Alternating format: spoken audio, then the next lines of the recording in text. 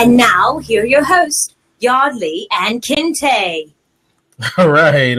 Welcome to the show. Welcome. My name is Kente. I'm all the way live from Los Angeles, California, and this is Talking Hell on Wheels.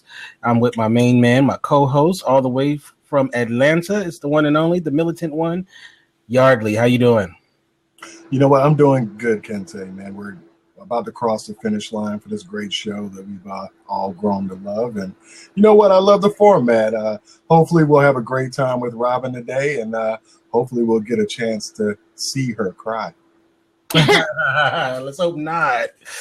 That's funny, though. If you guys want to participate, of course, we love participation, and there's many ways to do that. You can go to our website. That is indyradio.org. That's INDY radio.org. Or you can come to blab.im if you want to see us on video as well. You can go there.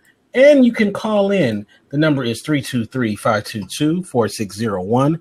Once again, that number is 323-522-4601. We'll be taking calls probably about 20-minute mark. But we do want you to call in and get your questions in. All right. So let's get right to it. Our guest, she's a regular now on our show. We are so happy to have you back on. This time we get to see each other in this video format. We have the one and only Eva herself, Robin-mcleavy. How you doing? Hey guys, I'm great. It's so awesome to see your faces after speaking with you for, is it 5 years now? It seems like it, right? But five good years, right? Yeah. Yes. So, there's so much to talk about. We might get into some old material that we got because this is kind of a new format as well. Mm-hmm. But first of all, where are you at now? Are you back home? Are you in the States? I'm currently in Calgary, Alberta. All right, Calgary. We shot Hell on Wheels. It's hard to leave the place. All right. Okay. So you love it, huh? I love it, and I met my one true love here, so that's why I'm here. Oh, yeah. Okay. More about that later. Yeah. Well, we're gonna try not to hate too much on that.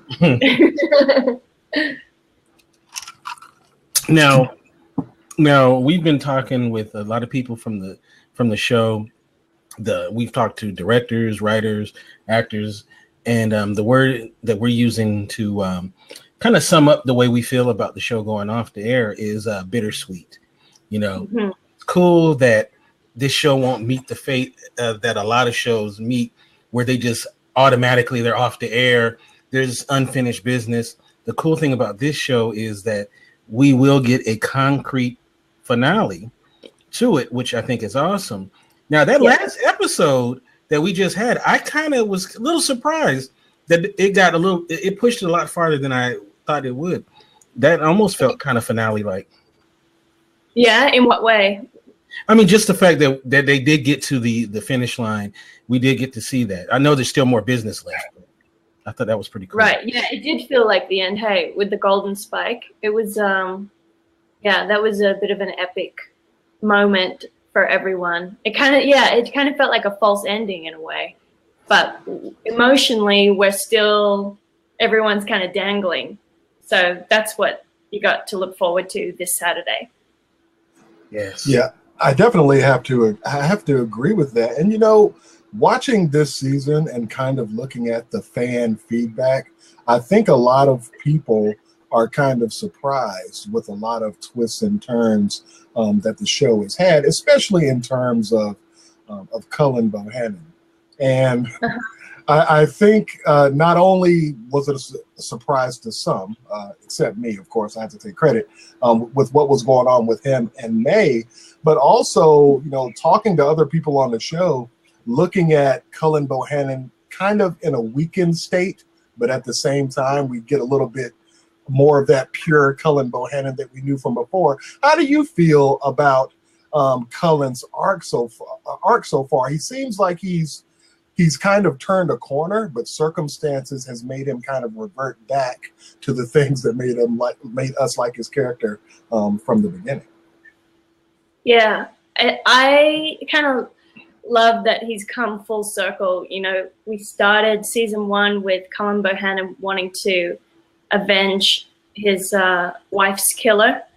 And now he's a hopeless romantic disguised as, this rugged, industrial, hardworking guy. And, he's the hero, but really he really wants to find his soulmate. So I kind of like that we've returned to that. And I think it's really beautiful, actually, that he's fallen for May, and it's really destroying him. Like, I love that about the last episode. You can really see, like, the railroad is complete and he doesn't know who he is anymore. Yeah. So yeah, you know what's cool is, as Cullen gets weaker, Eva gets stronger, right? So you guys are having a transference of power, and I love the scene with the white horse and your character and Cullen. It's like he's on his last leg and you're on the upswing.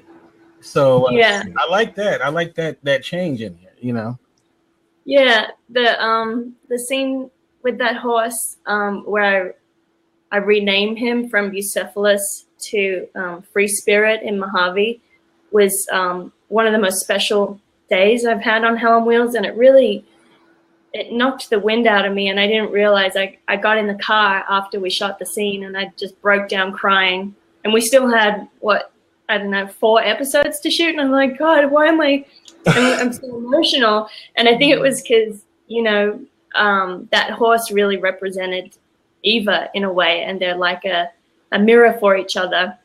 And for her to, to make peace with this horse who was kind of damaged and traumatized, and then give it, this new name, Free Spirit. And they kind of meet eye to eye, this horse and this wild woman. And to honor the Native American history all in that one moment was just like, whew, it was really powerful. Kente and Robin, I actually want to kick this to both of you, but I was actually talking to a friend, and I was mentioning that, Eva as a character, she's given life, she's taken lives. People have taken lives because they loved her. People have taken their own lives because they loved her. Eva's even suggested that people take other people's lives as an answer to some of their own problems. Could we actually make the case that Eva is the true villain of Hell on Wheels? I wish I was the true villain.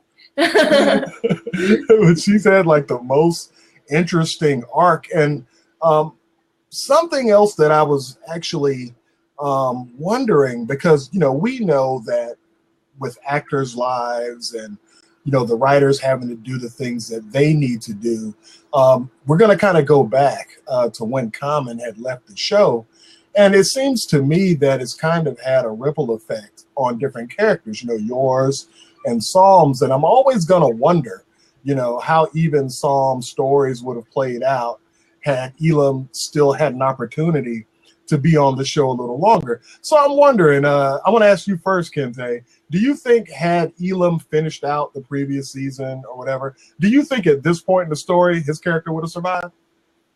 You think if Psalm's character would have survived? Well, actually, had Elam actually made it through last season, do you think at this point, almost being at the end, do you think that his character would have survived?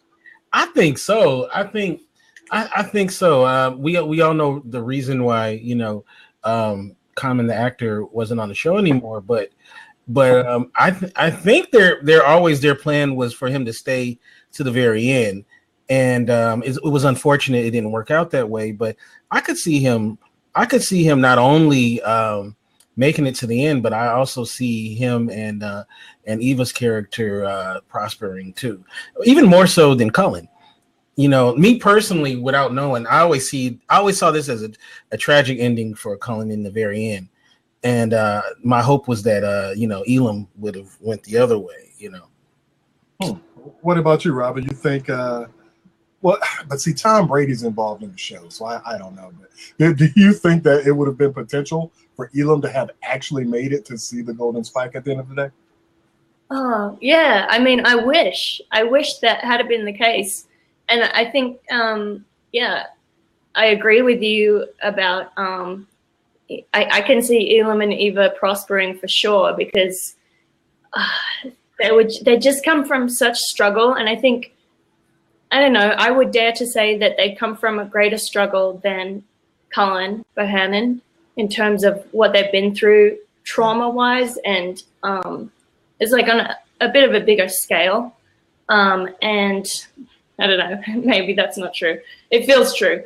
But I think when you come from that kind of struggle, it does make you want to prosper, especially when you put in a system that, you know, that has worked against you, and then you become part of the railroad, and you can see the potential to be a free agent and make your own wealth and make your own way in the world. And those two characters could have grabbed that with both hands. And it was just unfortunate that Eva was in her self-sabotage mode, and Elam was kind of obsessed with Cullen Bohannon, really. That's why he died in my eyes, which is why, if you ask me any question about Cullen Bohannon, I'm a bit prejudiced, and I don't like the guy, to be honest. that was actually something else I was actually going to ask. At this point in the story, does Eva, she still harbors a lot of resentment towards Cullen from some of the events that have occurred in the past, huh? Yeah, she does. And I think she still, well, he shot him. Like, that's unforgivable. You can't take that back. And yeah, it was a mercy killing, but he still took away his life. And so Eva's point of view is, who was he to make that decision? I agree. I definitely agree. Now, a couple of weeks ago, we had one of your castmates, an actor by the name of Phil Burke. He stopped by and he chatted with us, and he hinted at a change in Eva's and Mickey's relationship. He kind of hinted at it, and it turned out to be true that Eva and Mickey's character kind of had a different relationship now on the show. Now, is that something that's surprising to you? Like, if you had, let's say, would you have ever thought that would have ever happened on the show? Yeah, I think Phil and I could feel that the writers were planting the seeds, and we were planting the seeds a little bit, just because the nature of the relationship, you know, they'd been together for so long. They were like brother and sister. They'd been through huge arguments. They'd been through, you know, physical abuse. And then, you know, what's left? Can you get any closer? And the question was asked, and it was answered with a resounding but very quick yes. Yeah, no doubt. I definitely, I guess you could see that the beats were there. And, you know, I don't know, because you remember, it was a couple of seasons ago, you remember the scene with Mickey assaulting Eva's character in the tub. Yeah. And I just never would have thought that he would, you know, recover from that. But I do think that the struggles as a whole, and it's kind of twisted, of kind of seeing where your characters are now. It's just that I think if we go back to that show, I mean, people were totally pissed off about that whole thing. Like, Phil Burke and the character Mickey was like on everybody's shit list. You know what I'm saying? But kind of looking at how these arcs have kind of progressed, I can see how that happened. But in a way, there's a little bit of empowerment in what happened between Mickey and Eva, because, you know, she made the suggestion that, you know, he should take out his cousin. We all know that she knows about him taking out his brother. So in a way, I kind of feel like she snatched some power back by kind of, you know, pushing him in a direction that she had kind of wanted him to go with her advice, so to speak. Yeah, that moment is Eva's Lady Macbeth moment, where, you know, Macbeth is freaking out and doesn't have the balls to kill Duncan. And Lady Macbeth says, "Are you a man or not?" And basically that's what I feel like that scene was like. And yeah, and then Mickey ends up killing Shay, and the reward is some strange, sexual intimacy, which is really primal. And when I first read the script, I was like, why is this happening? But then I spoke to Jamie O'Brien, woman to woman, and she was like, no, these two characters are the most lonely characters in the world. And it's a kind of a primal response to having murdered. And it's like, this is the renewal of life in a way. Interesting. What did you think about that, Kenta? Yeah, I mean, as we were just saying, it was pretty evident that at some point they were gonna hook up together, and it just seems only right. So, and I also see it as a merging of business too, because you guys, both of your characters, are in business together too, and a lot of times the way to seal business is through a relationship as well, especially back then. So it just seems like it's right. And you guys your characters understand each other in a way that maybe no other two characters understand, So I thought it felt right to me. It did feel right to me that those two characters get together, so, and then especially, Johnny Shay had it coming.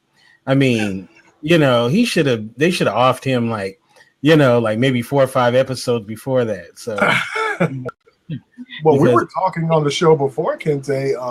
It was after Eva had killed, oh my gosh, Paige Patterson's character. Yeah. What was her character's name? I can't remember. Rose? Josie. Oh, Josie. I thought that Eva was going to kill Johnny Shay in that episode, which I thought would have been. Yeah, I really wanted that to happen. Even to this day, knowing what's going to happen, when I rewatched that episode, I still think that Eva was going to shoot him in the face. But I think that is definitely interesting that that's how it ended up going down. So I would have to ask you, Robin. We've talked about Eva's ascension and how she's turning into a more independent person. And at least in my heart, I know we have 1 episode to go. I really do think that her trajectory is going to be a positive one. But since your character is kind of on the upswing, what would you say personally was Eva's biggest negative as an individual? As a character? Yes.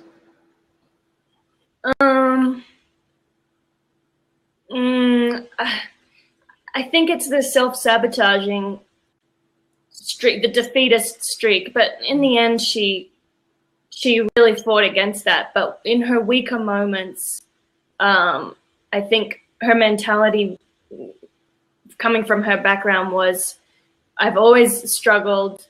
The system's always been against me. I've been abused. No one values me. I'm an outcast. No one will accept me because I've got this mark and I've got Native American background and white woman, but I'm nowhere at the same time. So that I think her weakest and most negative trait was doubting that she had value. And then from that place, she would doubt that she was worthy of a relationship or love or money or all the good things that everyone deserves to have in abundance. Would you say that Eva's lowest point on the show, do you think that would be her having to give up baby Rose, or would it have been, the epic ending to her relationship with Elam? You think the Rose was the worst, or Elam? Or they're both kind of combined into one, actually? Yeah, it's funny. I think in Eva's mind, giving away Rose was an act of love. And it was just unfortunate that Elam took it so hard. And I think had she not doubted herself so much, they probably could have raised the child together. But Eva was too scared for the baby's safety, so that wasn't an option. But I think probably the lowest point came after that, at the start of season 4, was it?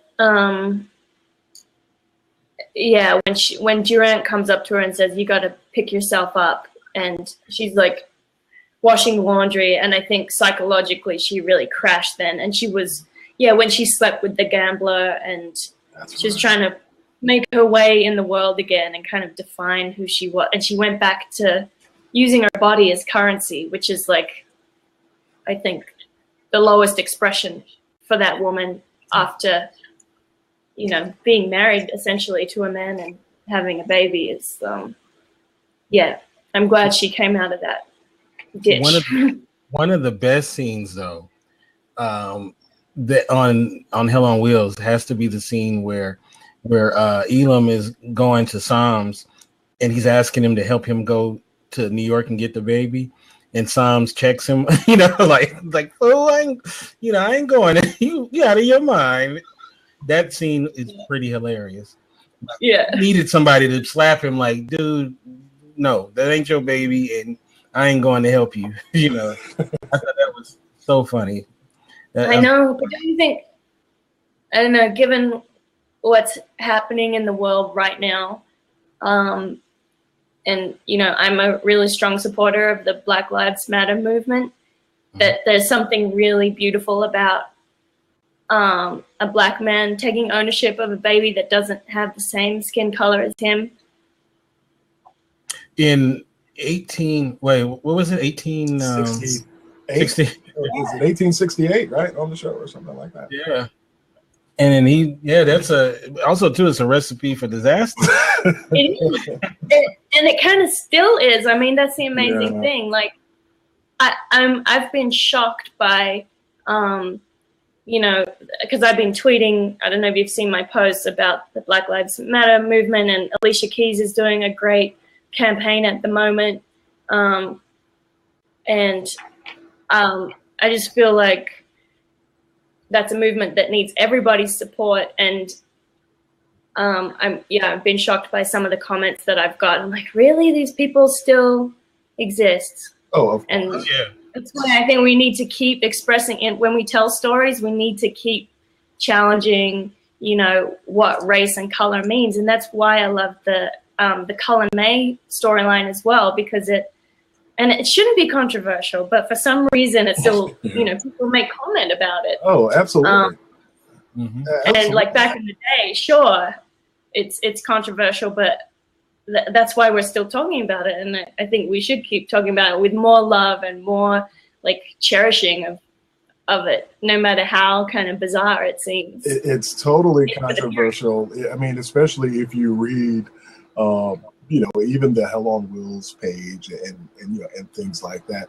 It's almost as if you have to say to yourself, why is it so strange that Cullen could actually fall for a Chinese woman? I used to tell people that there's nothing strange about it, because when you look at the character May, she has more in common with Cullen than any white woman we've seen him with on the show.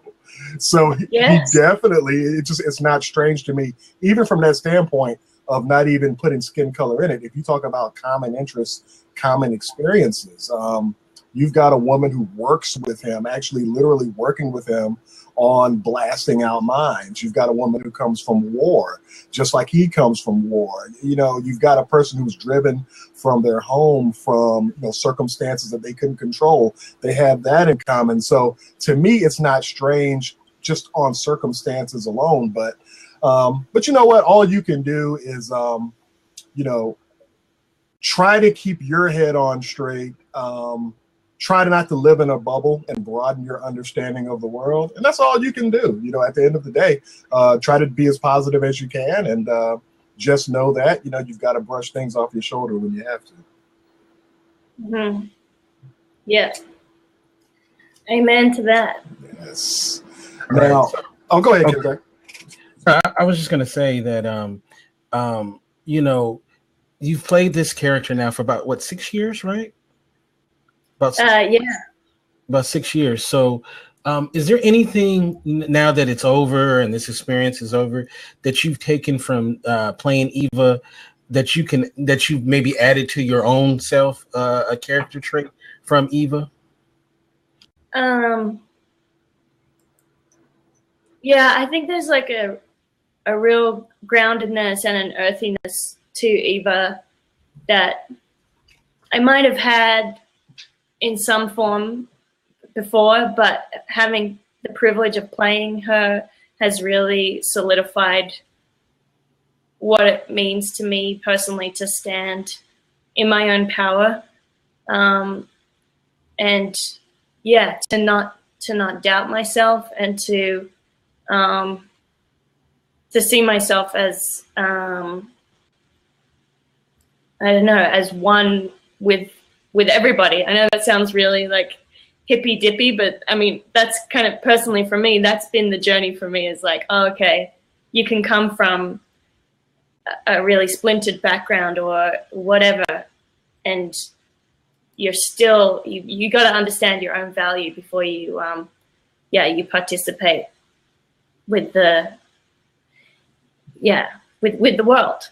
And I guess the other really amazing thing is just, learning about Native American culture, which I didn't know anything about. Coming from Australia, I know a little bit about Aboriginal culture in Australia, but learning from a few First Nations tribes here has been a real blessing.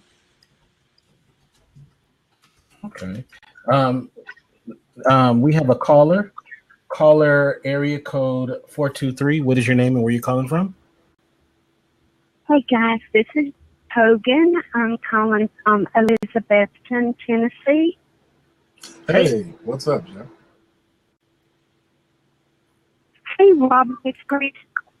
And you look beautiful. Thank you. And this is Joe, who I was saying had the Eva makeup on today. Oh, great. I can't wait to see the picture. Actually, I changed it today on my Facebook and on my Twitter.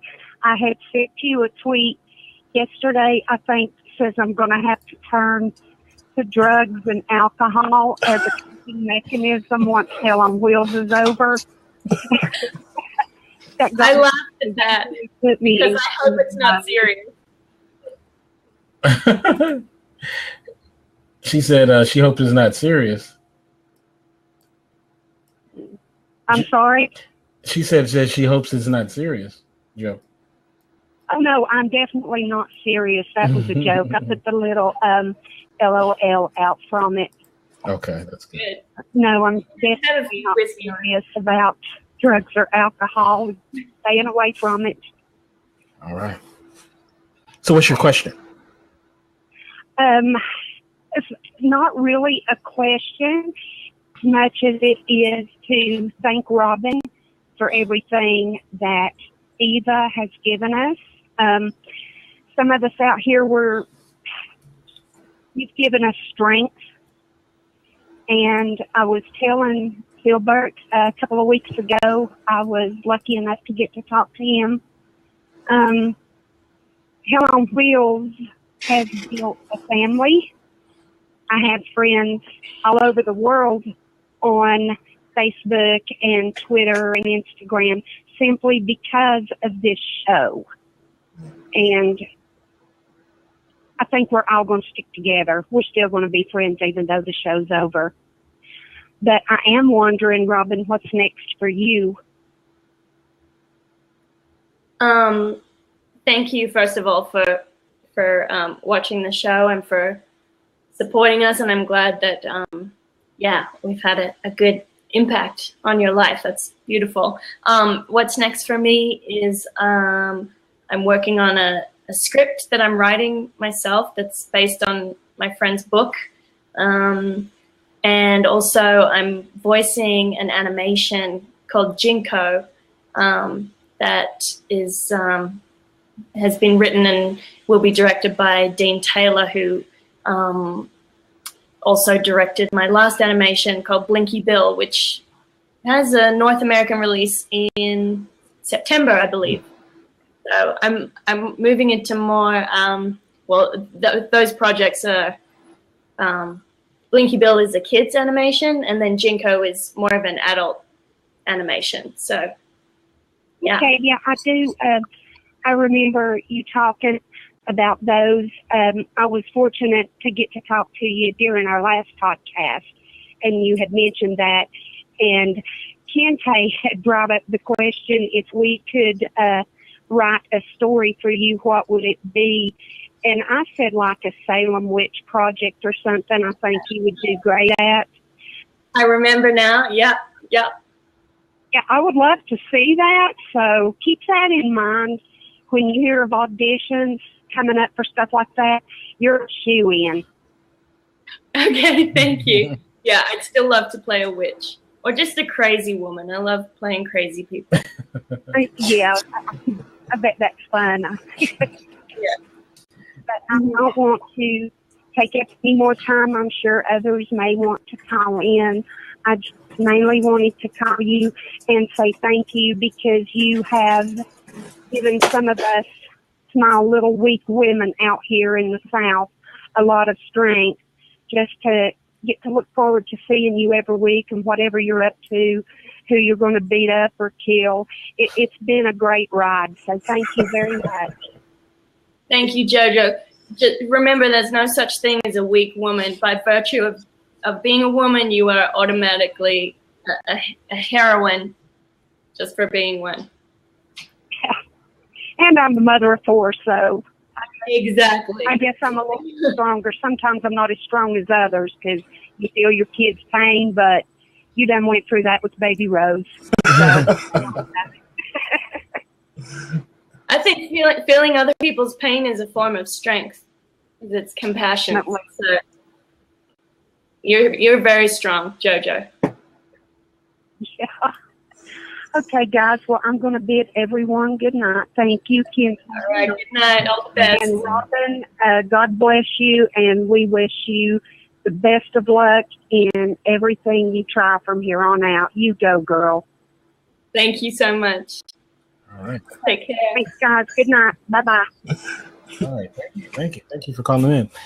Yeah, see, so many people, they just love your character.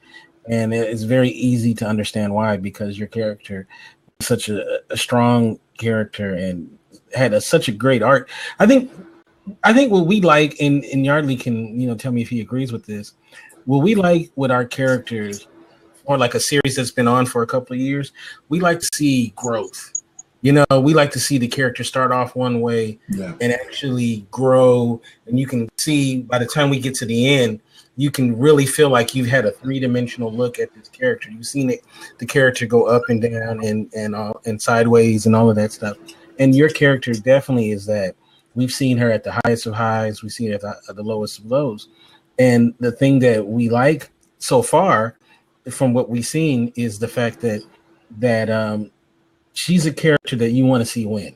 Yeah. We really want to see Eva win. We want to see her, because I think she deserves it, right? I mean, based on everything she's went through, right? Yeah. We want to see that character win. We didn't want to see the Swede win, but we want to see Eva win. I know. I have to say, one of the things that's definitely appealing about Eva's character is I also like characters who are willing to take chances. As we were mentioning earlier in the show, her relationship with Elam was taking a big chance. But at the end of the day, they let their love for each other kind of carry them through a lot of troubles, which is something that you have to do, in real life as well. So anybody who has the ability to take a chance and throw caution to the wind, because at the end of the day, you have to make yourself happy, even in that time, under those circumstances. I garnered a lot of respect for the character from that aspect. Yes. Yeah. So now, on a lot of actors' bucket list, being in a Western is on their bucket list. Now that you have done the Western thing, you can check that off, right? So yeah. So what's some other parts that would be on your actor's bucket list? Oh, I mean, I'd love to play Queen. Okay. I don't know. I love period drama. It's really hard for me to get away from it. I kind of, when I'm wearing modern clothes, I don't know what to do with my body. I should probably try and do a contemporary thing. Right. But yeah, I'd love to play a queen, and I'm interested in like high status characters. Because it's just so exciting to be able to play those kind of roles.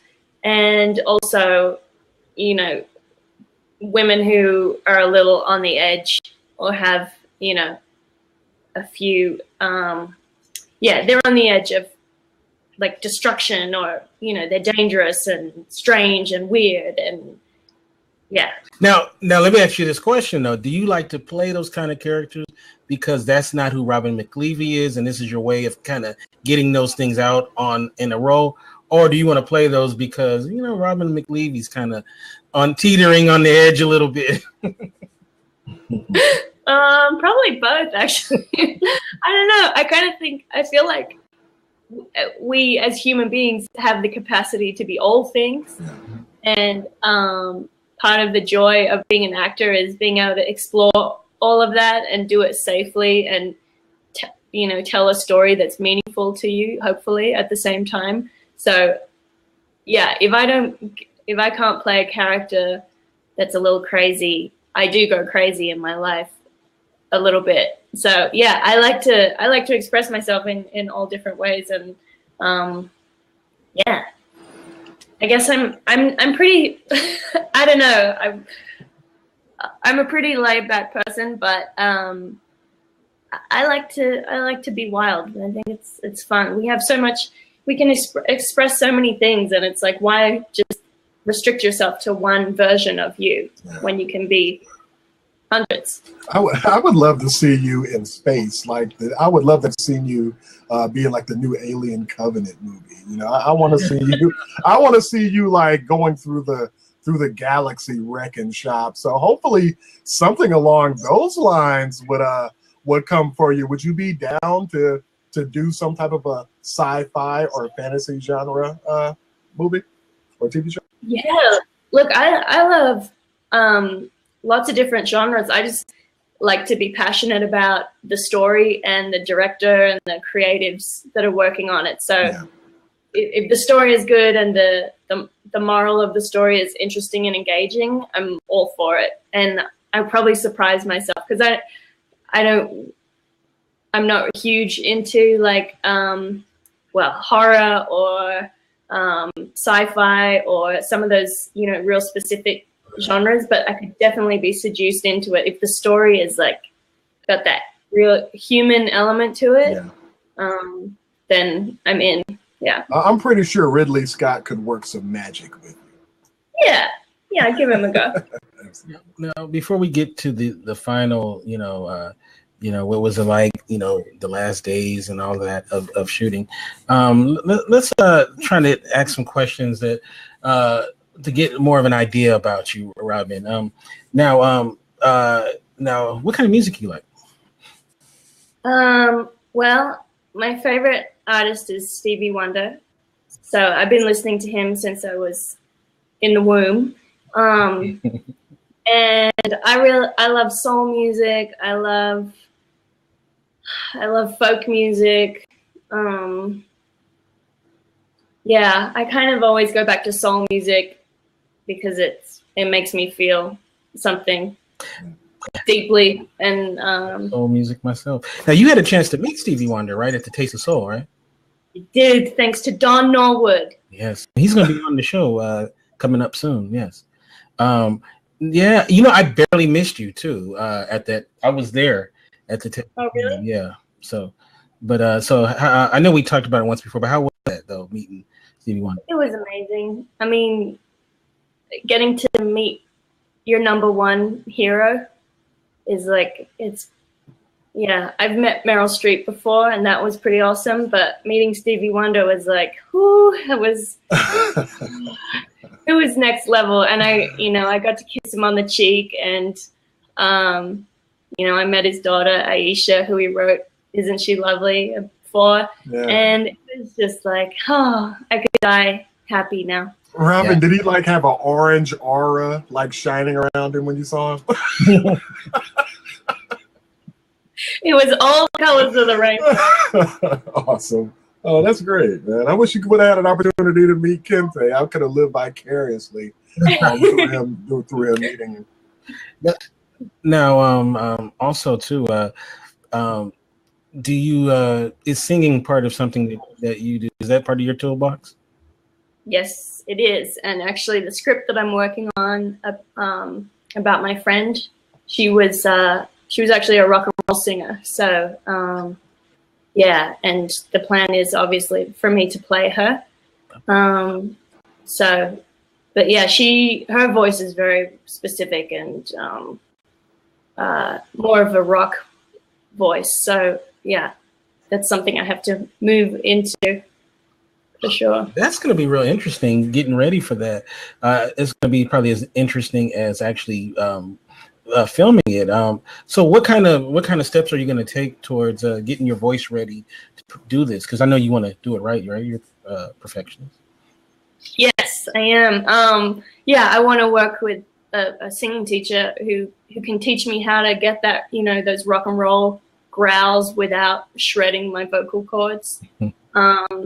Just to maintain, vocal health, so I can do take after take after take, and it sounds good. Although we'll probably use playback, so I wouldn't have to do it, if we're using it that way. But it's something I would love to, really fully inhabit to feel authentic. Now your neighbors are gonna be like, they may be with you at first, but they might be like after a while, of practicing at the house, they might be like, okay, we love you, Robin, but well, I haven't had any complaints yet, so I'll keep you posted. Okay. Do you have to play any instruments? Well, I wanted to buy a keyboard actually, so I can learn all of Stevie's songs. But I do have a Turkish clarinet, which I got from Istanbul a long time ago, which is a really strange and wonderful instrument. It's in the chord of G, so it kind of sounds really like mournful and exotic, and I have not mastered it. I'm terrible on it, so when I play it, it sounds like a snake dying, but I'm going to work on that, and it'll sound good eventually. Hey, Robin, do you have any plans on of traveling the world anytime soon? Yeah, I would love to go to Italy.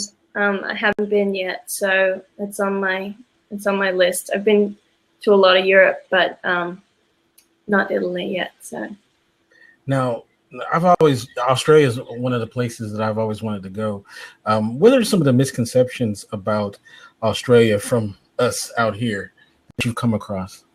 That all the snakes and bugs and spiders and sharks will kill you. Yeah, that's what they say, right? Yeah. I mean, some of them will, but it's kind of like here in Canada. You know, people talk about bears here, and people are like, yeah, but you probably won't see one. It's the same with sharks in Australia. People go, like, oh, but you'll be eaten by a shark if you go swimming in Australia. The odds of getting eaten by a shark are very, very slim. So that's one of the main misconceptions. A lot of Americans actually are scared to go to Australia just because of the spiders and the snakes. But it's not that bad. Interesting. Do you know that they say that there's a better chance of a vending machine falling on you than getting bitten by a shark? No, seriously, that's what they say. The odds are greater. So I definitely, Australia and Canada are actually, on my bucket list. That's one of the things that I'm really pissed off about, was the fact that I should have came to Canada when you guys were wrapping up shooting, and I didn't. Oh man, yeah, you should have. In our chat room, Steph says my cousin fell off a cliff in Australia. Oh wow! Dang, sorry to hear that. I hope they made it. Man. Oh, she's okay. Okay. Yeah. Well, that's good. Okay, so people think that everything's going to kill you. What about the cuisine in Australia? We have great produce, and we have really innovative chefs that aren't really bound by tradition. Yeah. And because we have a lot of different immigrants. We have a lot of Thai, Chinese, Lebanese, Italian, Greek. We have a lot of multicultural food, and that is definitely one of the things I really miss about being in Australia, is just the diversity of food that you can get in any city. And every capital city is a port city, so our seafood is really delicious. Hey, you know something, Robin? Let me ask you something. Please tell me that you're a woman that's not afraid to eat. Afraid of what? That's not afraid to eat. Oh, no, I love food. I live for food. And I'm an actress, and I eat like a normal person. Oh, awesome. Because, I mean, like 3 peanuts and two pieces of lettuce. I'd rather kill myself, honestly. I would have really thought that would have brought down my perception of you if you weren't an eater. Yeah, well, here's the thing about eating. Eating is like an expression of how much you value yourself and love yourself.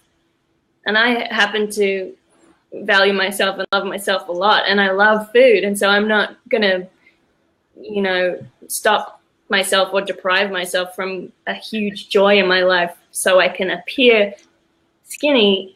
And the whole reason that the media encourages women to be skinny is so that they can appear less strong, and you can be objectified and sexualized through the male gaze, and I'm not into that. So I eat for my own thrill. Awesome. That's what's up.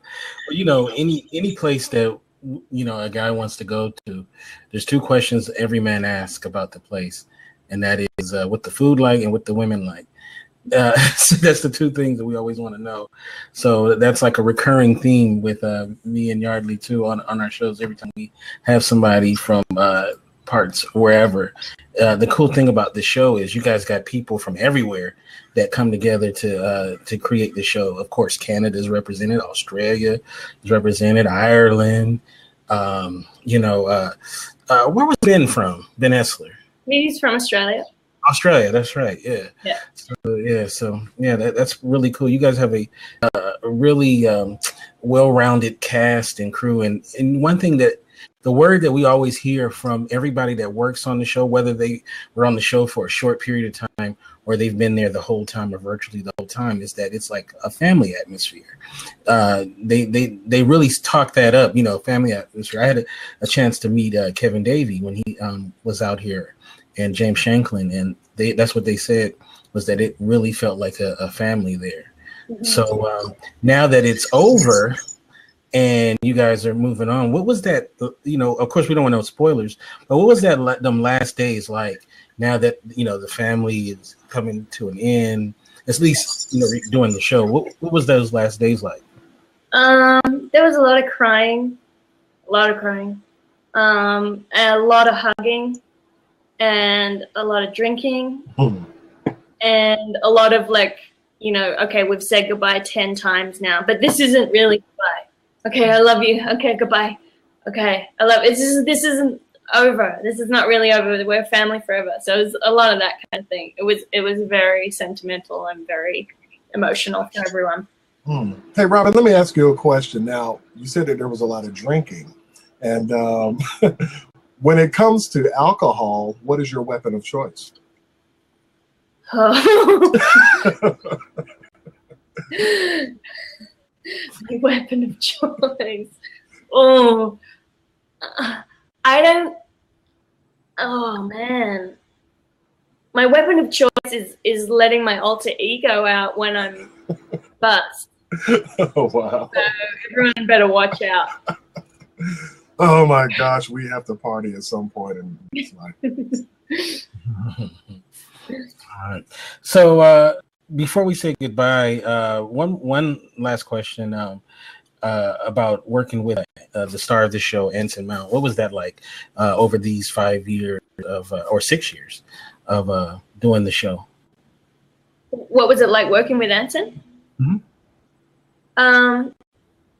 Interestingly, I think Anson had a really big job on his hands. He had to carry the show. He was the face of the show, and he was really responsible for making the show engaging for audiences. And so I think in the first couple of seasons, he really took that responsibility really seriously. And as a result, he was very focused and I would say probably not as open or emotional as he became in the last couple of seasons. You know, it wasn't until season 4 or 5 that he really started, you know, he'd say to people, you know, I love you and thank you. And he really opened up kind of in the same way that Cullen Bohannon did emotionally. He became a lot more available. And I think especially after Common left, he stepped into this role of like, oh, okay, I can work hard and give a lot of love to everyone at the same time. So that was a really beautiful journey to witness. Oh, okay. So it only took getting shot in the leg. Yes. Yeah. And something that I definitely have to say before we wrap this thing up, you know, is having you on our show is always going to have a special place in our hearts, and you've got fans for life, you know, with Kente and I, and from us to you, we wish you nothing but success and blessings for anything that you do in the future, and we definitely love to have you on any of our other shows, and you're always welcome to promote your other endeavors on our Spotlight Hollywood show, Robin. You know, it's been special. You've shown us a lot of love, and we're going to continue to show you that love back for as long as we're following your career. Thank you so much, Yardley and Kente. Thank you. We we feel very loved by you guys, and it's been a real treat to have you follow us on this journey and to ask really great questions. And yeah, you guys are part of the Hell on Wheels family as much as anybody else. So thank you. Thanks. You know, oddly enough, when it was announced that the show was going to be going off the air, the president of AMC, he mentioned us, but he didn't mention us by name, no. What did he just call you, Talking Hell? He just was like, and there was a weekly show that covered, and Yardley was cracking up about that. Yeah, because you guys have been our biggest supporters. Yeah. So you deserve some huge props. Hey, but you know, if you're going to throw us a bone, though, don't let the bone come up short, though. That's it. Give us a long one. I know. But it's all good, and I definitely love having the opportunity to talk to you today, and for everyone to actually have the opportunity to see the actors' faces and kind of interact with all of us. And it's really been fun, Robin, and we're definitely tracking, and just always know that you've kind of got some you've got followers that are kind of creeping up behind you, checking out what you do. So stay on point, stay loving, keep up your activism. It's definitely something that's refreshing to see on social media, and keep being you. Thank you. Oh, and the love of your life better always treat you right, because we don't need to be flying out knocking heads. All right. So how can people get you on social media? On Twitter, I'm robin-mcleavy, and Instagram, robin-mcleavy. Robin-mcleavy across the board. Mm-hmm.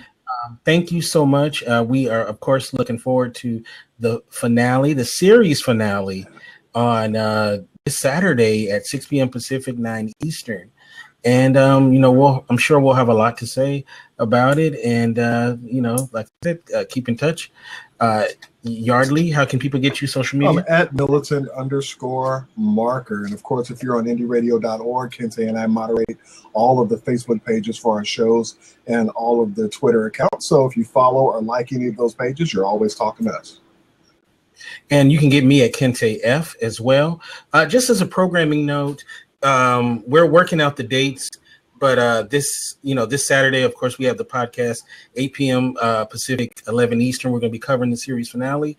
We're working on getting some people from the show to pop in and chop it up with us. This Tuesday, we're going to have the director of the of the pilot episode as well as the series finale. David Von Aken is going to come in and talk about that, which should, we've actually been wanting to get him for a couple of years on the show, and finally we got him. Tim Guinea is going to be on the show coming up. We're working out that date.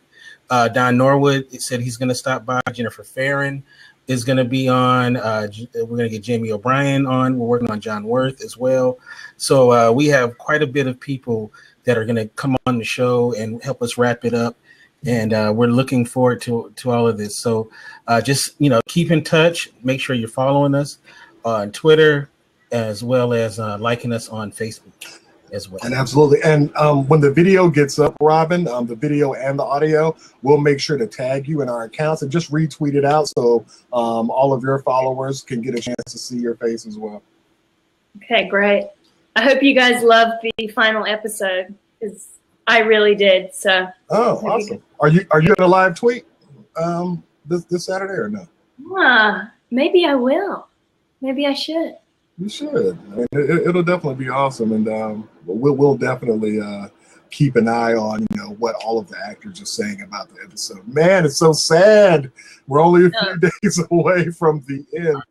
But just to let everybody know before we close out, even though it's the end of the series, Kente and I do plan to retroactively go back and cover the first season, because I don't think that we necessarily got an opportunity to really hit that one off the way that we should have. So Talking Hell will continue, and we definitely hope everybody joins us for that ride as well. Oh, one last thing, the hat. Did you get to keep that? Yeah. Oh, all right. Oh. Interview, but I got it out the back here. Oh, all right. Glad that you got it. So, have you ever tweeted or Instagrammed a picture with you with it? Yeah, I just did. It was a farewell. Thanks for watching. So, yeah. Okay. We'll post it on our page. Okay. All right. Thank you so much, guys. Good night, Rob.